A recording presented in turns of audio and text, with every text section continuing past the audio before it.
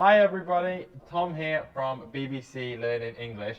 Today I'm going to explain the difference between to steal and to rob. Both to steal and to rob mean to take something without permission. To steal focuses on the object or the thing which is taken. For example, hey, somebody just stole my phone. Rob focuses on the victim of the crime. For example, the men robbed a bank last night. I wouldn't say someone robbed my phone. I would say they robbed me and stole my phone. Hi, I'm Sam from BBC Learning English, and today we are looking at the difference between no, not any, and none. Let's have a look. Imagine you ask me this question. Do you have any change? I have zero change, and I can say this in 3 different ways. Sorry, I have no change, where we use the verb have with no followed by a noun.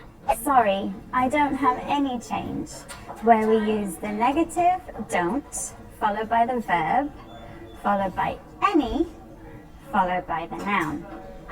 Or I can say, sorry, none at all, where we use none without a verb or a noun, so it's a short answer. So now you shouldn't have any problems with this. I'm Sian from BBC Learning English, and today we're going to look at the difference between lay and lie.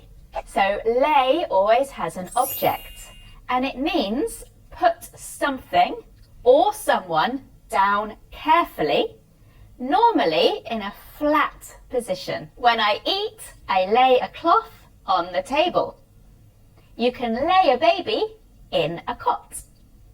The past tense is laid, but careful with the spelling. I laid all my cards on the table. The verb lie doesn't have an object, and it means that you are in a flat position, or you put yourself in a flat position. So you move on your own.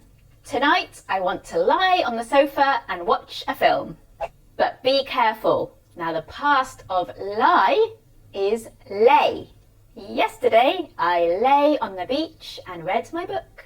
Hi everyone, Dan for BBC Learning English here. Today we're going to talk about don't mind and doesn't matter. The verb mind means dislike, be annoyed by, or object to. It's followed by verb ing and often used in negatives and questions. For example, do you mind opening the window? No, I don't mind. If someone says, I don't mind, it means that they have no preference or that they are happy for something to happen. However, the verb matter in English can mean be important. English matters means English is important. If we say it doesn't matter, it means that the thing that we are talking about is not important or not significant. Do you want tea or coffee? It doesn't matter. Okay, sometimes they can both mean the same thing. Do you want chicken for dinner? I don't mind. Do you want chicken for dinner? It doesn't matter to me. Hi, I'm Phil from BBC Learning English. I'm going to tell you 3 facts about the. We use the when we're referring to a specific thing, and that both you and the person you're talking to know which one you mean. Please pass me the milk. We can see the bottle, so we know it's that one.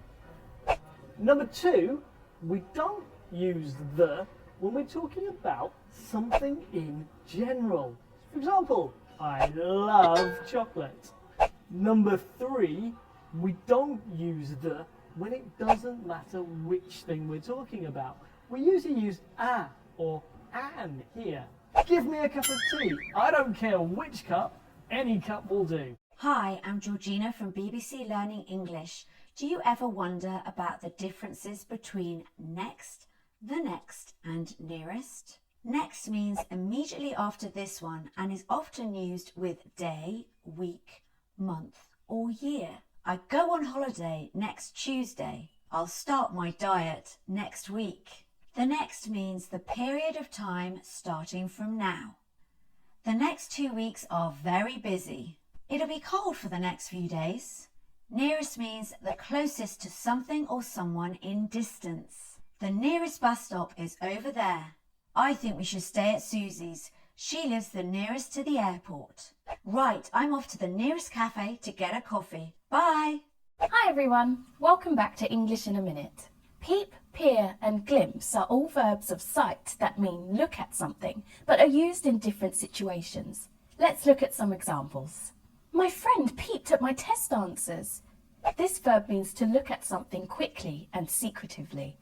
I peered at the document trying to understand it. Peer means to look at something intently or carefully in detail. It can also be used in another way. I was peering at the clock in the distance. This example means that I had difficulty reading the clock. Maybe the clock was very small or I had bad eyesight. I glimpsed the sunlight through the trees.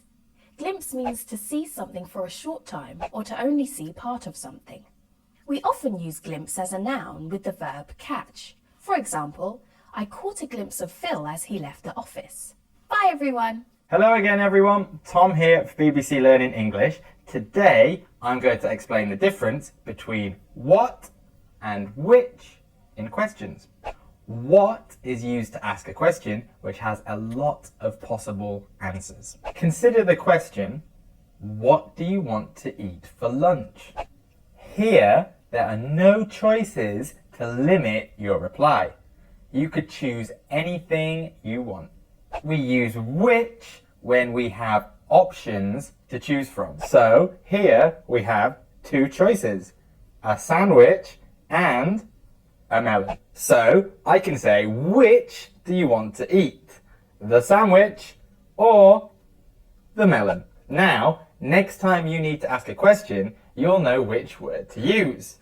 What for anything and which when you have a choice. Hi, I'm Phil from BBC Learning English. Today, I'm going to tell you the difference between still, already, and yet. They all talk about things around the present, but they don't mean the same. We use still to talk about something that hasn't finished. Are you still studying?